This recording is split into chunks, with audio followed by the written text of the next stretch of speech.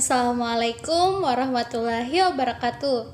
Bagaimana kabarnya anak-anak ibu hari ini? Semoga selalu sehat dan dalam lindungan Allah Subhanahu wa Ta'ala.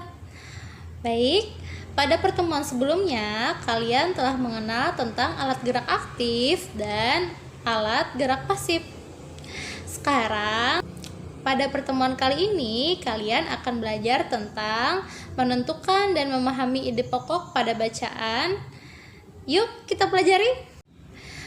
Ayo, kira-kira di sini siapa sih yang masih ingat apa itu ide pokok? Wah, hebat sekali yang masih ingat. Kalau yang sudah lupa, Ibu akan kasih tahu ya. Ide pokok adalah sama dengan pikiran pokok ataupun gagasan utama. Ide pokok sama dengan pikiran utama dan gagasan utama. Ide pokok adalah masalah utama yang dibahas atau diungkap dalam bacaan. Dalam sebuah paragraf, ide pokok terdapat dalam kalimat utama. Yuk kita simak video berikut ini. Untuk menentukan ide pokok, maka kalian harus membaca kalimatnya terlebih dahulu ya. Yuk kita membaca bersama-sama. Organ gerak manusia dan hewan. Salah satu ciri dari makhluk hidup adalah bergerak. Secara umum, gerak dapat diartikan berpindah tempat atau perubahan posisi sebagian atau seluruh bagian dari tubuh. Makhluk hidup akan bergerak apabila ada rangsangan yang mengenai sebagian atau seluruh bagian tubuhnya. Gerak pada manusia dan hewan menggunakan organ gerak yang tersusun dalam sistem gerak. Organ gerak berguna untuk berjalan, berlari, melompat, meloncat, memegang, menggali, memanjat, berenang, dan sebagainya. Organ gerak pada hewan dan manusia memiliki kesamaan. Alat-alat gerak yang digunakan pada manusia dan hewan ada dua macam, yaitu alat gerak pasif berupa tulang dan alat gerak aktif berupa otot. Kedua alat gerak ini akan bekerja sama dalam melakukan pergerakan. Kerjasama antara dua alat gerak tersebut membentuk suatu sistem yang disebut sistem gerak. Tulang disebut alat gerak pasif karena tulang tidak dapat bergerak dengan sendirinya tanpa adanya alat gerak aktif yang mempengaruhi tulang. Maka tulang-tulang pada manusia dan hewan akan diam dan tidak dapat membentuk alat pergerakan yang sesungguhnya. Walaupun merupakan alat gerak pasif, akan tetapi tulang mempunyai peranan yang penting dalam sistem gerak manusia dan hewan. Otot disebut alat gerak aktif karena otot memiliki suatu senyawa kimia yang membuatnya dapat bergerak. Pada saat otot yang menempel pada tulang bergerak, otot tersebut akan membuat tulang bergerak. Nah, anak-anak ibu, untuk menentukan ide pokok ataupun gagasan utama, yang kalian harus tahu adalah mencari kalimat utama dalam setiap paragraf. Nah, kalian kan sudah tahu ya bagaimana itu paragraf? Apa masih ingat? Coba deh buka bukunya, Ibu akan mengajarkan dari awal lagi. Paragraf itu biasanya ditandai dengan kalimat yang menjorok ke dalam sampai pada akhir, yaitu titik.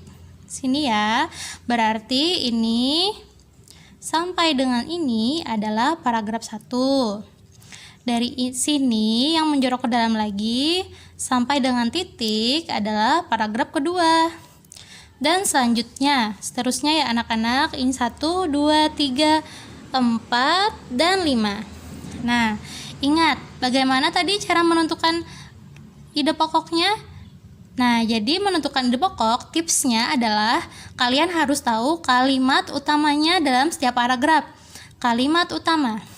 Jadi, kalimat utama itu terletak pada awal setiap paragraf ya, seperti ini. Nah, Ibu garis dulu. Pada paragraf 1, berarti kalimat utamanya adalah salah satu ciri dari makhluk hidup adalah bergerak. Jadi itu ya anak-anak. Biasanya ide pokok itu terdapat dalam kalimat utama. Coba kita baca deh sekali lagi. Salah satu ciri dari makhluk hidup adalah bergerak. Maka ide pokoknya adalah ciri dari makhluk hidup adalah bergerak. Ide pokoknya adalah ciri dari makhluk hidup adalah bergerak. Nah, mudah kan anak-anak? Sekarang Ibu beri contoh lagi deh satu kali, yaitu di paragraf kedua. Kita tentukan terlebih dahulu kalimat utamanya. Dalam paragraf kedua, yaitu yang terletak pada awal kalimat ya anak-anak, gerak pada manusia dan hewan menggunakan organ gerak yang tersusun dalam sistem gerak. Gerak pada manusia dan hewan menggunakan organ gerak yang tersusun dalam sistem gerak.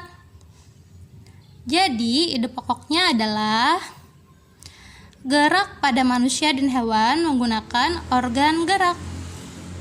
Nah, mudah sekali kan anak-anak dalam menentukan ide pokok suatu kalimat.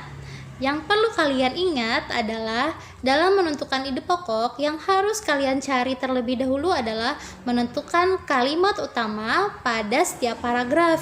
Ingat ya, kalimat utamanya itu terletak pada awal dari paragraf. Ingat ya. Semoga pembelajaran hari ini dapat bermanfaat.